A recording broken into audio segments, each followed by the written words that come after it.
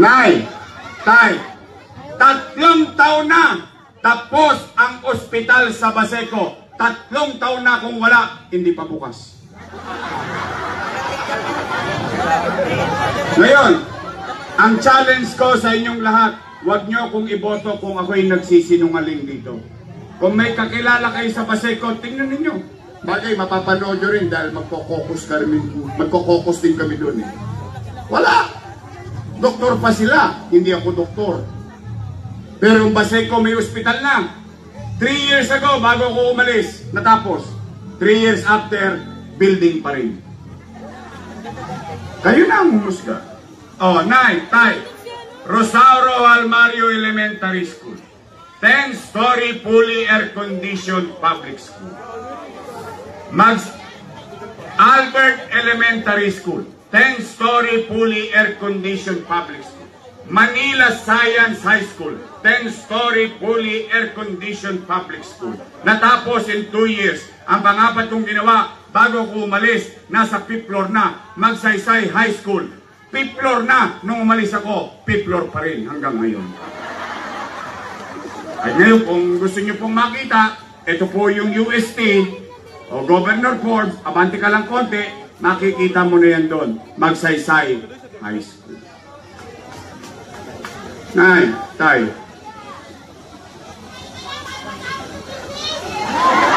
Babalik na ako. I love you.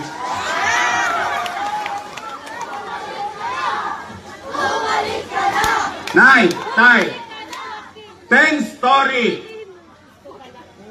Bagong ospital ng Maynila. May MRI machine. May CT scan machine. Pero wala pa ako naringgan na Manileño na gamit ang MRI machine o CT scan machine. Paano masisira yan? Brand new yan.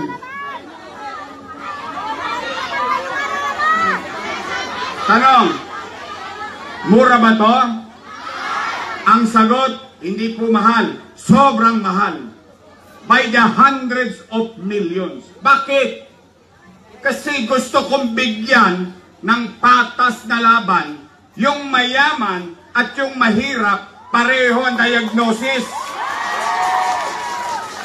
Dahil yung mahirap, pag isi-CT scan, ano sabi niya? No, magka 35,000? 30,000? 15,000? Ang sasabihin sa'yo ng mahirap, Doc, good luck sa'yo. Akin na lang 15,000 po, kakain na lang ako. Ilologto ko na lang to. Kaya anong ginagawa ng iba? Ano binibigay? Himaspirin. Ay, gagaling. Anong binibigay? Yakapsul. Kispirin. Bakit? Iniintay na lang niya mamatay siya. Bakit? Hindi siya ma-diagnose. Bakit? Diagnosis pa lang. Gulping-gulpi na yung tao. Tama, mali?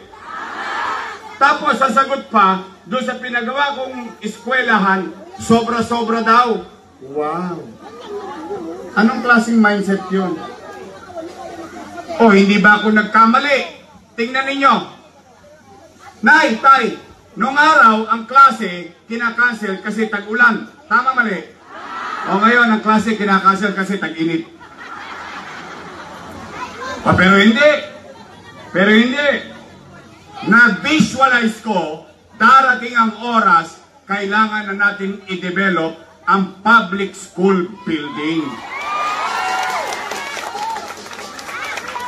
We were ahead of time.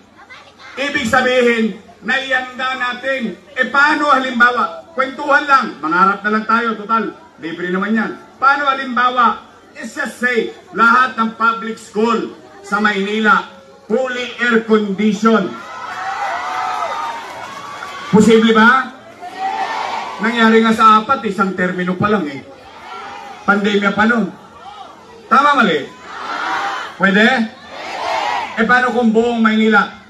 Biri mo, sa buong Metro Manila, walang pasok. Sa Maynila, bigyan ng jacket yan. Tama ba? Sobra-sobra daw yung ginawa natin.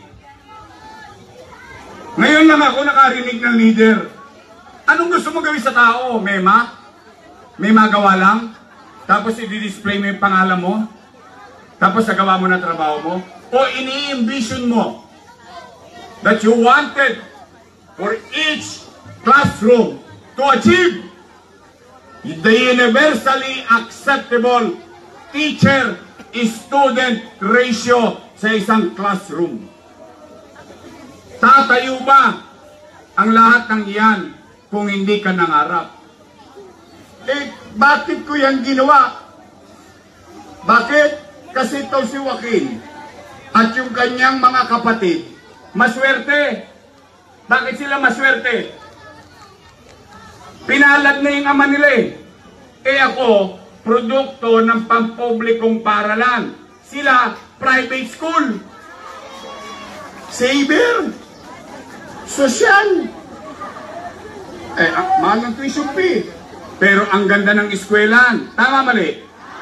Ngayon, ipako nyo ko sa krus kung mali ang pananaw ko. Mano ba naman, ngayon natikman ng mga anak ko, matikman din ng mga anak ninyo.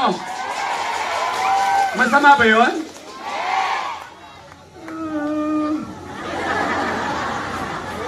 Utang na.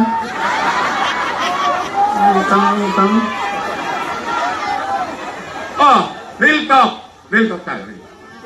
Joyce parang mafia. Real talk lang to my man. Meron ka mang bars pero broke ka pa rin. Race cars at mga dope na win. May utang ba ang Pilipinas? Marami. Trilyon. Naramdaman nyo na? Naramdaman nyo? Nakita nyo? O, umutang ako. Naramdaman ng tao? Nakita ng tao? Pwede? Posible? Naman. Abilidad lang yan. Bakit? Ganyan ang pagiging mayor. Katulad ng isang ama. Katulad ng isang ina sa kanyang tahanan. Kapag magugutom ang kanyang anak, gagawa niya ng paraan, iraraos niya, itatawid niya. Kaya nga diba sinabi ko sa inyo nung pandemya, nung magsasara na ang Maynila, magsasara na ang Pilipinas, nagsasara na ang mundo, ano sinabi ko? Nay, tay, mga lolo't lola ko, mga batang Maynila, pumanatag kayo. Kasi natataranta na ang tao, natatakot baka mamatay sa COVID, natatakot baka mamatay ang dilat ng mata, dahil sa gutom, walang pitsa, walang chicha. Ano sinabi ko? Pumanatag kayo, huwag kayong mag-alala. Sa Facebook, ano sabi ko? Gagawan ko ng paraan. Pag ako, wala nang mauutangan, wala nang maibebenta, nakita nyo tong relo ng City Hall, ipatatas ako to kitang munting makaraos lang tayo.